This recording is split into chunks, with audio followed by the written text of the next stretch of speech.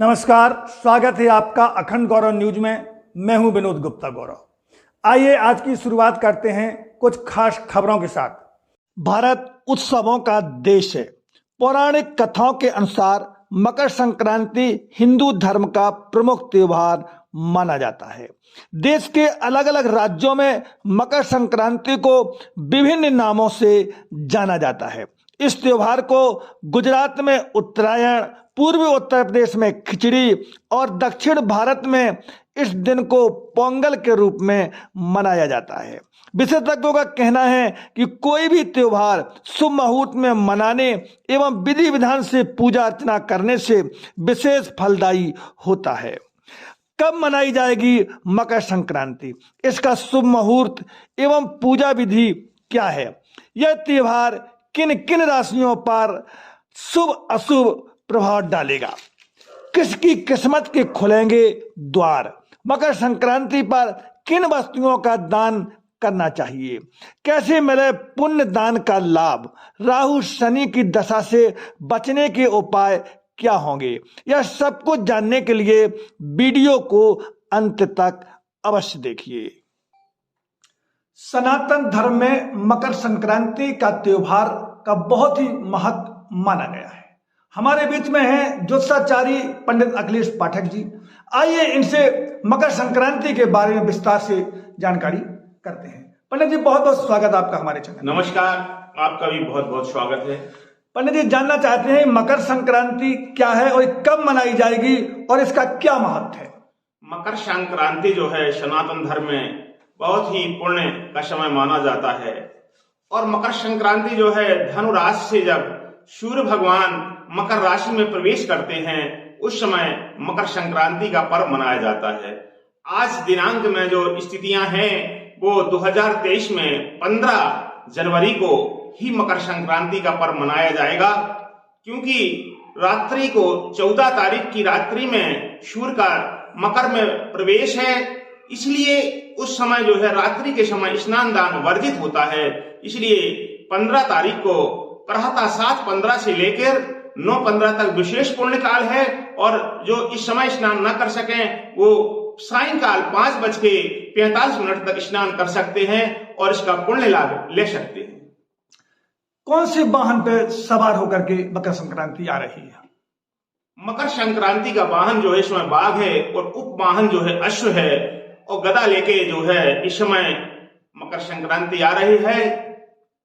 किस प्रकार से लोग मकर संक्रांति का पर्व मनाते हैं और इस पर्व पर पुण्य धर्म करने से किस प्रकार का लाभ मिलता है, किन वस्तुओं को दान में देना चाहिए? मकर संक्रांति में देखिए विशेष रूप से ये माना जाता है कि बड़ा ही पुण्य का समय होता है। ये देवत्व प्राप्ति, सिद्धि आदि प्राप्ति के लिए बड़ा ही शुभ समय माना जाता है। इस समय प्रातः काल जो भी जहाँ यथास्थिति में हो, यदि कोई पवित्र नदी के किनारे हो, गंगा आदि नदी के किनारे हो, गंगा सागर में हो, प्रयाग आदि तीर्थ में हो, जहां भी पुण्य स्थल में हो ना हो तो निज निवास में भी यह स्नान करना चाहिए। स्नान के पूर्व जो है नित्य कर्म में निवृत्त होकर के और तिल मिला करके स्नान करें तो बहुत ही पुण्यवान होता है।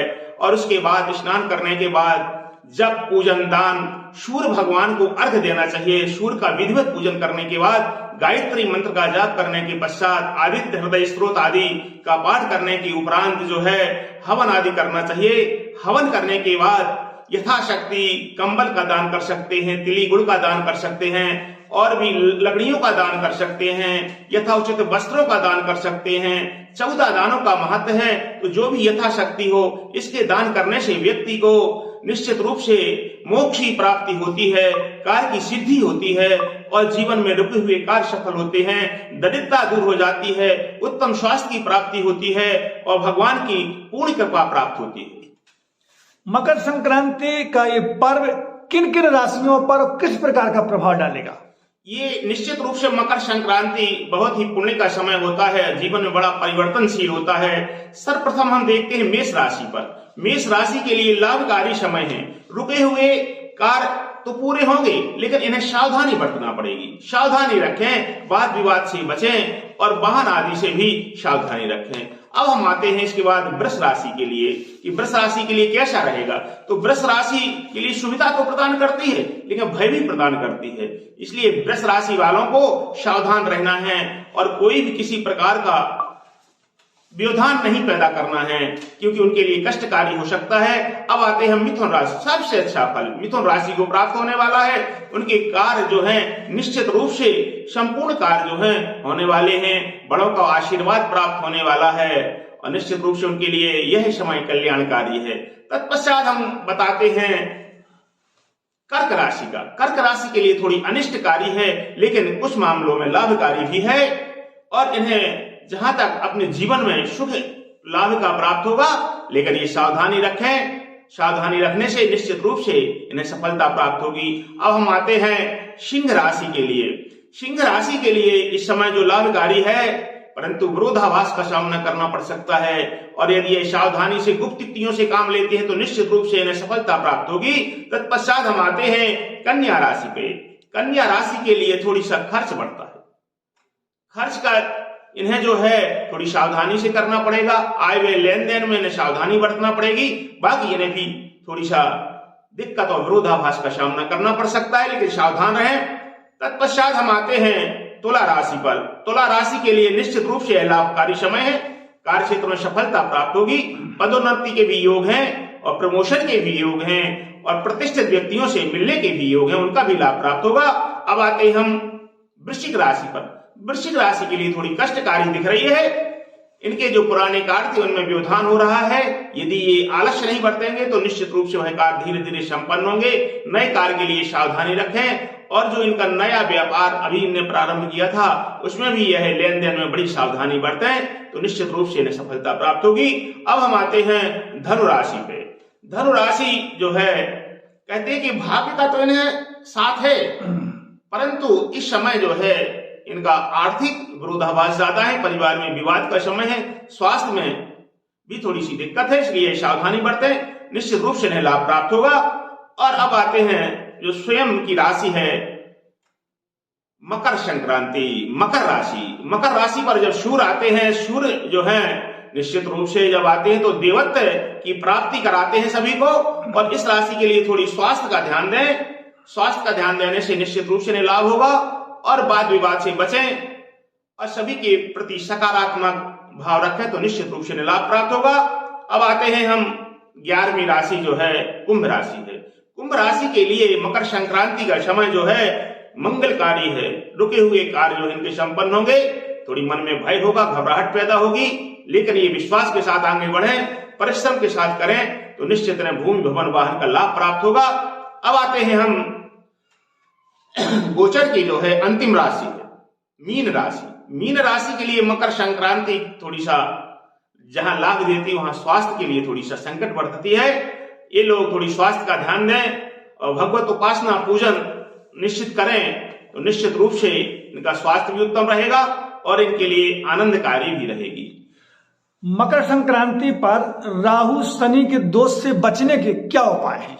देखिए, जहां तक राहु और शनि के दोष जो होते हैं इनके बचने के लिए भगवान शिव की आराधना करना चाहिए, क्योंकि ये दोनों ही भगवान शिव के शिष्य माने जाते हैं। और जो भगवान शिव की उपासना करते हैं या जो एकादश रुद्र हैं भगवान हनुमंत लाल जी महाराज, इनकी उपासना करते हैं तो इनके समस्त दोषों से बचा जा सकता है और व्यक्ति का कल्याण होता है। मकर संक्रांति पर खिचड़ी दान करने का क्या महत्व है? खिचड़ी दान इसलिए करना चाहिए क्योंकि इसमें जो खिचड़ी दान करने से निश्चित रूप से कहा गया है कि ये जो त्योहार है स्वास्थ्य के रूप से विशेष रूप से उन्नतिशील है, क्योंकि यहाँ स्वास्थ्य जो है बड़ा महत्वपूर्ण होता है जीवन में। कहते हैं कि जिस व्यक्ति का स्वास्थ्य अच्छा है उसका सब कुछ अच्छा है, इसलिए स्वास्थ्य को ध्यान में रखते हुए और ये भोजन जो है गरीब लोगों तक उपलब्ध भी होता है।